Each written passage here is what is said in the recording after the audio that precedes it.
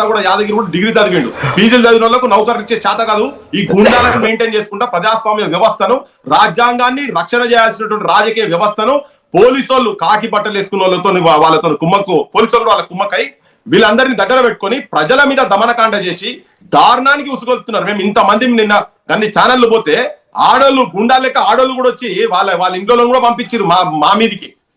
సరే వాడు వచ్చి కాంగ్రెస్ గ్రామాధ్యక్షుడట, ఆయన ఎక్కనే పోలే అని. అరే ఎక్కపోయినప్పుడు నీ పోలీస్ వ్యవస్థ ఉన్నది కదా.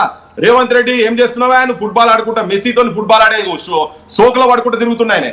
ఏదో ఎర్ర టీ షర్ట్ వచ్చింది కాదు, నీ పల్లెలు ఎర్రబడుతున్నాయి. ఆడ ఏ ఊర్లో ఏమైతుందో తెలియదు, హత్యలు జరిగే పరిస్థితి ఉన్నది ఊర్లల్లా.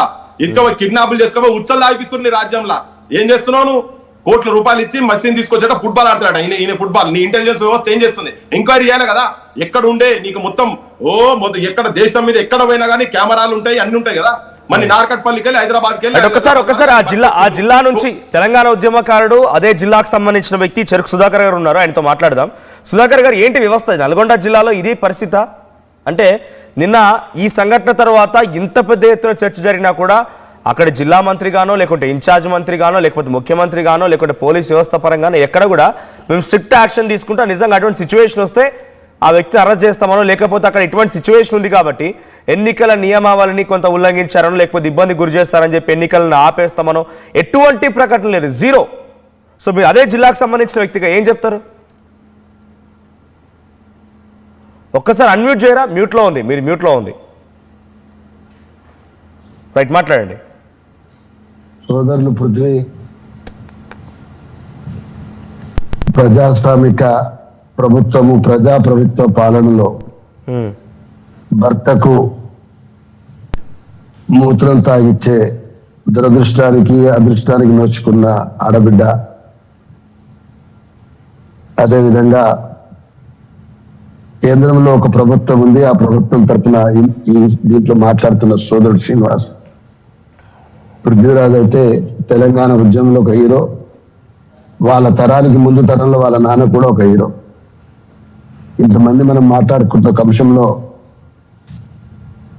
నేను నిన్ననే ప్రెస్ క్లబ్ లో మాట్లాడేప్పుడు చెప్పున్న ఇదే మాట రాజారాంతో మాట్లాడేప్పుడు, మొద్దు సీను బావ కళ్ళల్లో ఆనందం చూసినట్టుగా కోమటిరెడ్డి వెంకటరెడ్డి కళ్ళల్లో ఆనందం చూడడానికి సందీప్ రెడ్డి అంటోడు బోల వెంకటరెడ్డి చేసిన అరాచకం ఏదైతుందో నాకు కొత్తది కాదు. ఇది మీ అందరికి బయట తెలుస్తుంది, కానీ వెంకటరెడ్డి ఆడియో మాత్రమే విన్నారు మీరు. కోమటిరెడ్డి ఆడియోకు ముందు ఫీల్డ్ లో పనిచేస్తున్నటువంటి ఈ ఇద్దరు బట్టి పాదయాత్ర నల్గొండ నుంచి నకరకల్ వచ్చిన సందర్భం లోపల నకరకల్ నడి చౌరస్తా మీద నేను కాంగ్రెస్ పార్టీకి రాష్ట్ర ఉపాధ్యక్షుడిగా ఉండి, రాహుల్ గాంధీ గారు ఒకవైపు, ఖర్గే గారు ఇంతమంది పార్టీలకు రావాలన్నప్పుడు వచ్చిన తర్వాత జరిగిన అవమానం అది భాషతో చెప్తే సరిపోదు. అప్పటికే సందీప్ రెడ్డి ఎల్లమ్మగూడెం మాజీ సర్పంచ్ విజయరెడ్డి చంపిందంటూ నిందితుడు. ఆయన నా పక్కన చేరి బట్టి వేదిక మీదకి రాకుండా, నేను పిలవకుండా మొత్తం నా మెడ చుట్టూ ఒత్తేస్తున్న వీడియోలన్నీ కూడా మీకు ఒకసారి వీడియో పెడతా, అందరు బయట ప్రపంచం చూడండి. అంటే కోమటిరెడ్డి డైరెక్షన్ లోనే బట్టిని వేదిక మీదకి రాకుండా మీ మెడపై కొంత ఇబ్బంది గురి చేసిండు, అంతేనా? కొంచెం ఇబ్బంది కర్మ. మీకు ఒక వీడియోస్ పంపిస్తాం మీ అందరికి మధ్యలో, 3 రోజులు చూస్తాం. ఇట్లాంటి పెద్ద మనకు ఆలోచన ఉండదు కాబట్టి దాచిపెట్టుకోలేదు, కానీ చాలా అపురూపమైన వీడియో. బావమ్మడి వెంకటరెడ్డి గారి కళ్ళల్లో ఆనందం చూడదలుచుకున్నటువంటి సందీప్ రెడ్డి కళ్ళల్లో ఆనందం మంచి చెప్పుకుంటూ కూడా చూడాలి కదా. అందుకోసము చూపెడతా, అది కూడా చూపెడతా. ఇట్లా ఆడియో ఎట్లయితే వచ్చింది అది కూడా చూపెడతా. అలాంటి ఎంత బాధగా ఉంటుందంటే పృథ్వీకైనా అలాంటి వాళ్ళకైనా ఎంత సంఘర్షణతో తెలంగాణ ఉద్యమంలో పాల్గొన్నాము, ఎన్ని ఉద్యమాల నేపథ్యం ఉండి ఇవాళ తెలంగాణ గ్రామాల్లో ఎంత భావదారిద్ర్యం ఉంది, ఎంత బానిసత్వం ఉంది, ఎంత అహంకారం చెలరేగుతున్నది. అది భాషలలో చెప్పేది కాదు. ఏం జరుగుతుందో మీరు అందరు గమనిస్తా ఉన్నారు. ఇప్పటిదాకా ఇది ఎట్లాంటి ప్రభుత్వం అవుతుంది? ఈ ప్రభుత్వం రాగానే